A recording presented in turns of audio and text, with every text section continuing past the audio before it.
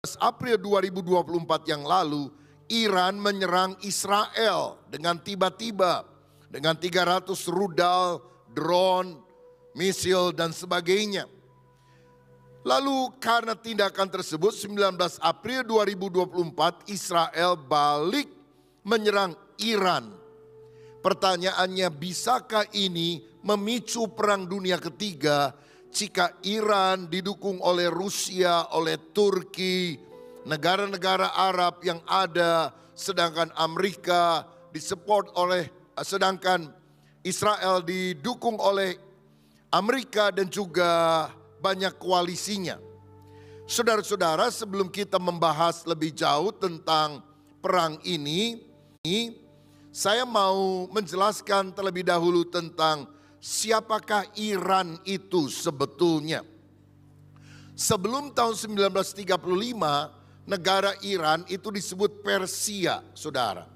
Dan tentang Persia ini ada beberapa catatan Alkitab yang kita juga perlu ketahui. Yang pertama, Kekaisaran Persia itu didirikan oleh Kores Agung atau Cyrus tahun 550 sebelum Masehi. Jadi 6 abad sebelum Yesus lahir.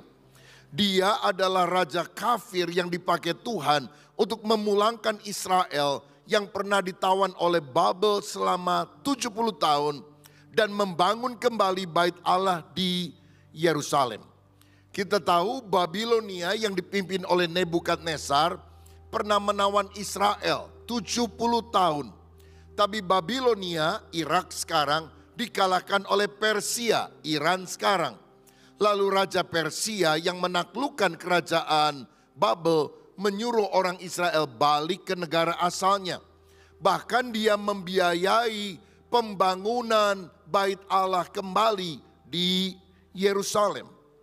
Saudara-saudara, itu dicatat dalam Esra 1 ayat 1 sampai 3. Berikutnya kita perlu tahu bahwa etnis Persia sebetulnya merupakan keturunan bangsa Arya dari Madai anak Yafet. Dari Kejadian 10 ayat yang kedua.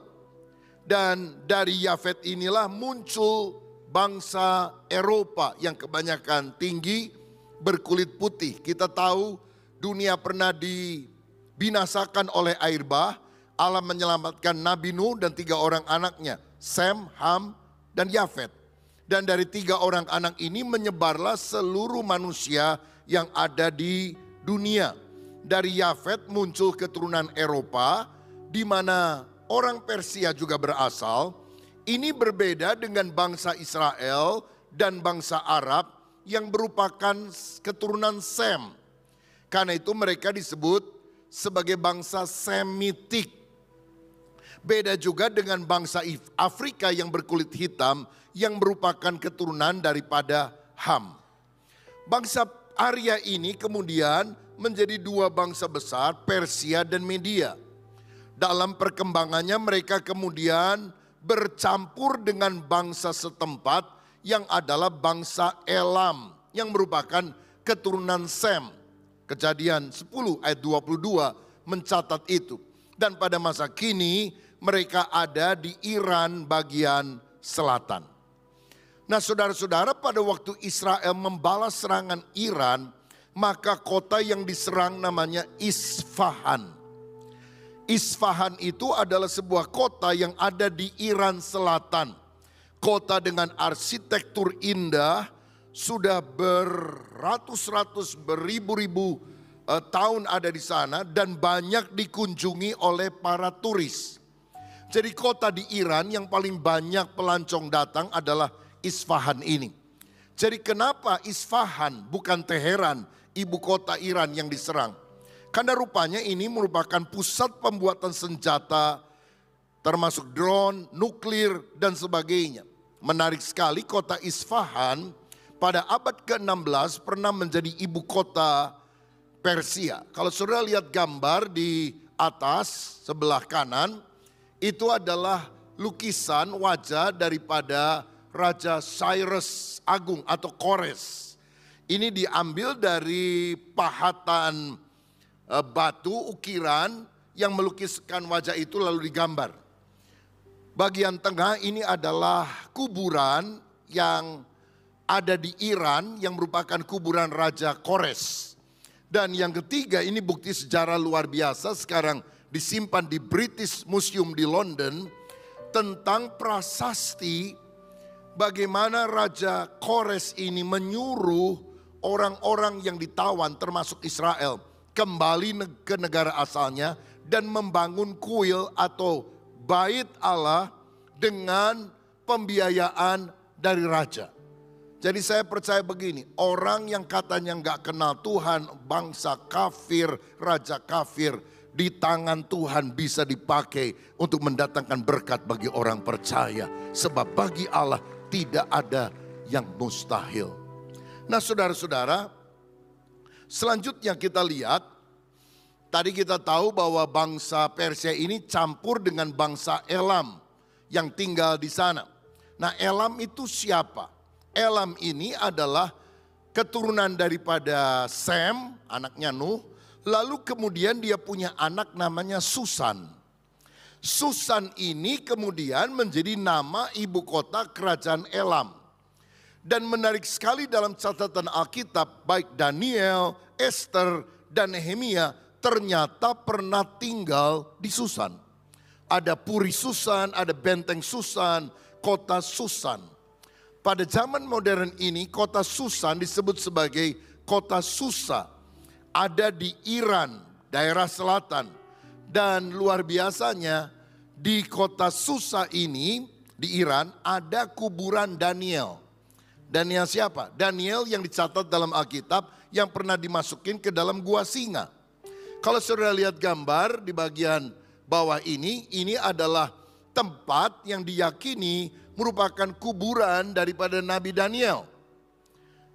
Dan bagian atas itu dalamnya, interiornya tentang kuburan Daniel.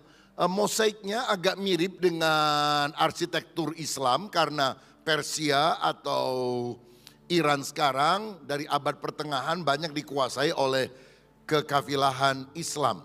Tapi sebetulnya Daniel sendiri bukan orang Islam dan bukan orang Persia. Saudara tahu Daniel orang apa? Yahudi, saudara. Dan agamanya apa? Yudaisme, bukan Kristen juga.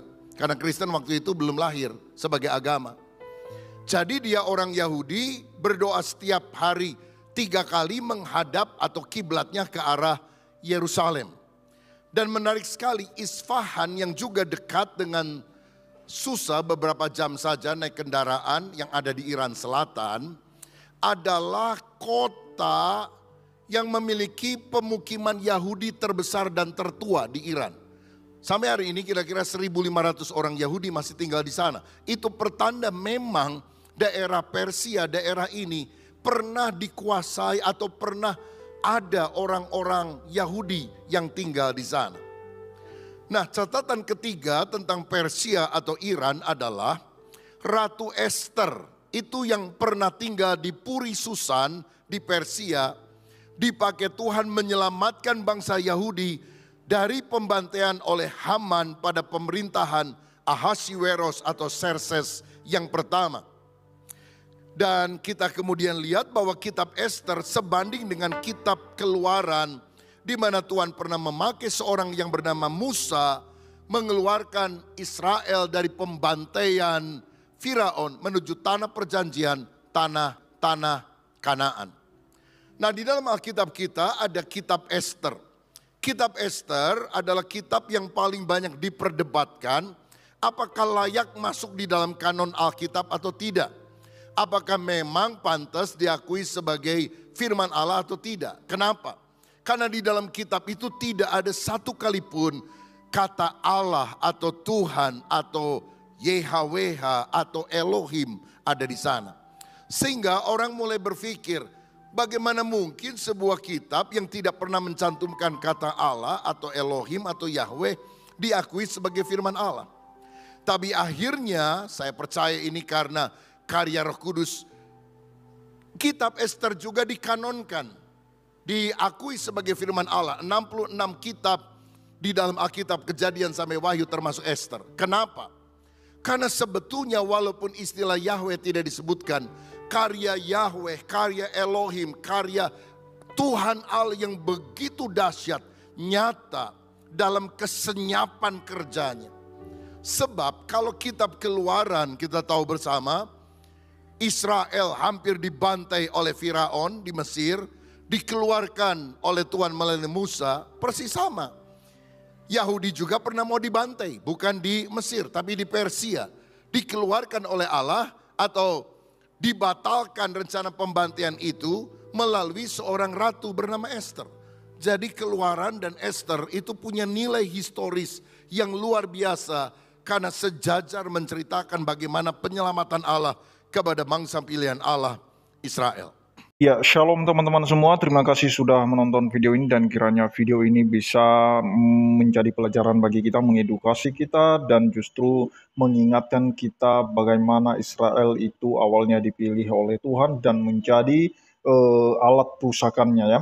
Nah, teman-teman, kalau kita bicara Israel akhir-akhir ini, maka kita tidak pernah lepas dari sejarahnya. Bagaimana awalnya Allah memilih mereka, bagaimana Allah menjadikan mereka menjadi suatu bangsa yang kuat, bangsa yang besar, dan bangsa yang benar-benar dipakai oleh Tuhan dan bahkan menjadi biji mata Tuhan. Nah, terkait apa yang terjadi akhir-akhir ini berhubungan dengan perang yang dialami oleh Israel akhir-akhir ini, dan kita percaya teman-teman ya, diingatkan oleh firman Tuhan, barang siapa yang menentang Israel sama halnya dia menentang Tuhan. Dan barang siapa yang melawan Israel, sama halnya dia melawan Tuhan. Dan barang siapa yang mengutuk Israel, maka dia akan dikutuk. Nah teman-teman, itu tidak mungkin kita pungkiri, bahwa benar-benar Israel disertai Tuhan sampai saat ini. Bahkan dari sejarah mereka, soal perang ini sudah menjadi makanan mereka sehari-hari. Dan bahkan sampai saat ini. Jadi kalau kita ingat bagaimana sejarah mereka untuk mencapai tanah perjanjian itu dengan banyak yang dihalangi oleh bangsa-bangsa untuk menghalangi mereka jangan sampai di tanah perjanjian itu, tetapi tangan Tuhan melawat mereka.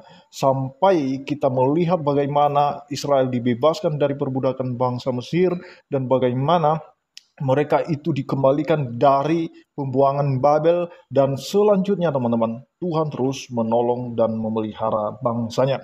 Nah, seperti apa yang tertulis dalam firman Tuhan Yesaya 27 ayat 6, firman Tuhan pada bangsa Israel dikatakan begini, pada hari-hari yang akan datang, Yakub akan berakar, Israel akan berkembang dan bertunas dan memenuhi muka bumi. Dengan hasilnya, apakah Tuhan memusnahkan umatnya seperti ia memusnahkan orang-orang yang memusnahkan mereka, atau apakah ia membunuh umatnya seperti ia membunuh orang-orang yang membunuh mereka? Dengan menghalau, dengan mengusir mereka, engkau telah melawan mereka. Ia telah menyisihkan mereka dengan anginnya yang keras di waktu angin timur. Maka beginilah akan dihapuskan kesalahan Yakub, dan inilah buahnya kalau ia menjauhkan dosanya. Ia akan membuat segala batu mesbah seperti batu-batu kapur yang dipecah-pecahkan, sehingga tiada lagi tiang-tiang berhala dan pedupaan-pedupaan yang tinggal berdiri. Sebab kota yang berkubu itu terpencil, suatu tempat kediaman yang dikosongkan dan ditinggalkan seperti padang gurun. Anak lembu akan makan rumput dan berbaring di situ, menghabiskan dahan-dahan pohon. Nah teman-teman, ini merupakan firman Tuhan kepada bangsa Israel, bagaimana mereka berakar kuat, bagaimana mereka bertumbuh kembang, dan bahkan sekalipun dosa mereka ada teman-teman, tetap itu mereka mendapatkan pengampunan daripada Tuhan Israel itu sendiri. Sekalipun mereka tekar tengkuk, tetapi Allah terus mengampuni mereka dan memelihara bangsa itu sebagai biji mata Tuhan. Itu saja yang perlu saya sampaikan. Kiranya Tuhan Yesus memberkati kita semua. Shalom.